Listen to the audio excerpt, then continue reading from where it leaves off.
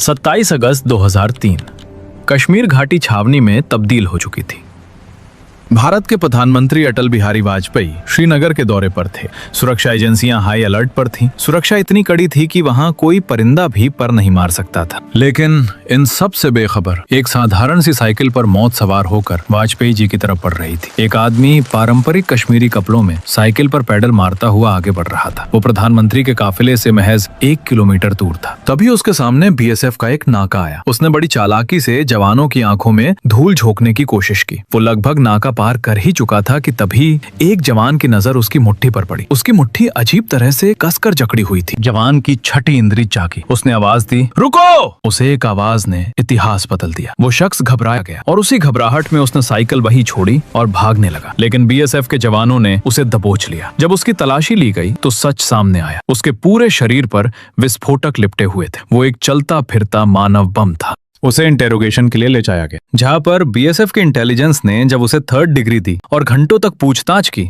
तो आखिरकार उसका सब्र टूट गया। दर्द और डर के मारे उसने वो राज अगल दिया जिसने एजेंसियों की नींद उड़ा दी। उसने कहा, मुझे गाजी बाबा ने भेजा है। गाजी बाबा, ये नाम कश्मीर में खौफ का दूसरा नाम बन चुका था।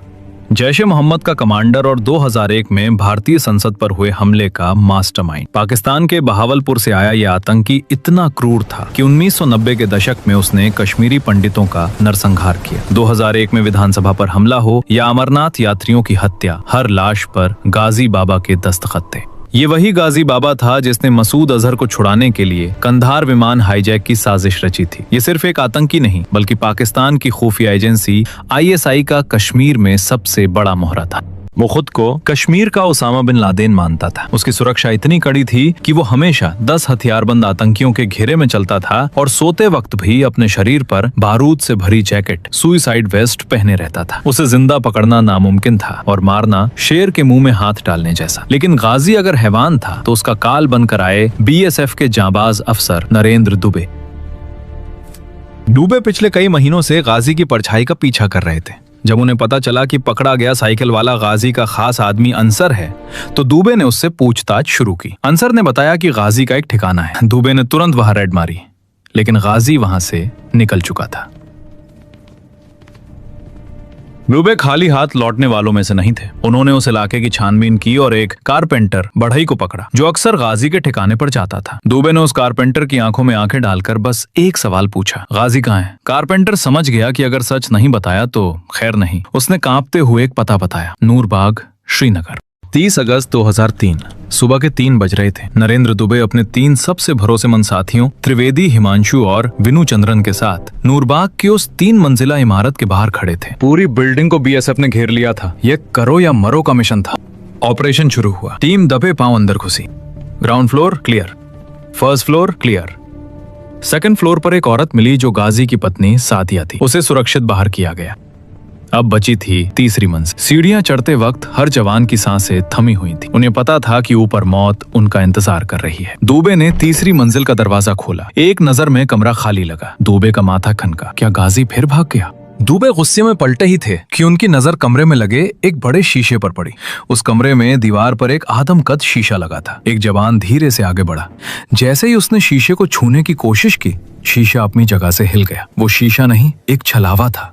उसके पीछे एक खुफिया बंकर था। शीशा के हटते ही अंदर से गोलियों और ग्रेनेड्स की बारिश शुरू हो गई। ये एक जाल था। कमरा छोटा था, छिपने की जगह नहीं थी। गाजी और उसके साथी अंदर से फायर कर रहे। जवान बलवीर सिंह को गोली लगी और वो वहीं शहीद हो गया।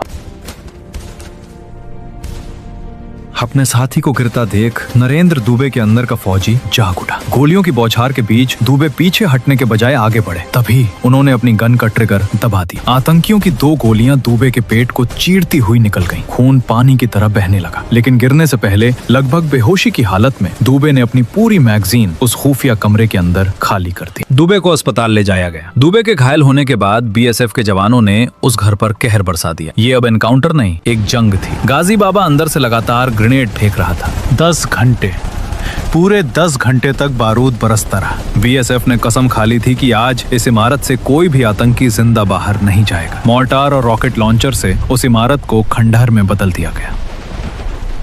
जब धुआं छटा और जवान अंदर घुसे तो वहाँ 3 लाशें पड़ी थी। उनमें से एक चेहरा वही था जिसे भारत की एजेंसियां सालों से ढूंढ रही थी। जमीन पर मुंह के बल पड़ा वो शख्स गाजी बाबा था। गाजी बाबा मौत का मतलब था कश्मीर में आतंकवाद की रीढ़ की हड्डी टूट जाना। गाजी बाबा की मौत ने जैशे मोहम्मद की कमर तोड़ दी। पाकिस्तान में बैठे मसूद अजहर को यकीन नहीं हुआ कि उसके सबसे बड़े कमांडर को बीएसएफ ने घर में घुसकर मारा है। इसके बाद कश्मीर में आतंकी हमलों में भारी गिरावट आई। ये जीत थी उस जांबाज अफसर नरेंद्र दुबे की, जिन्होंने अपनी जान की परवाह किए बिना देश के दुश्मन को जहन्नुम पहुंचाया। लेकिन अफसोस की बात है, आज हम रील बनाने वाले सोशल मीडिया स्टार्स को तो जानते हैं, पर असली हीरो नरेंद्र दुबे का नाम शायद गूगल पर भी मुश्किल से मिले। अगर आपको ये वीडियो और हमारी ये कोशिश पसंद आई हो तो वीडियो को लाइक और शेयर जरूर करें और कमेंट में जय हिंद जरूर लिखें, ताकि दुनिया को पता चले कि हम अपने नायकों को भूले नहीं हैं। वंदे मातरम।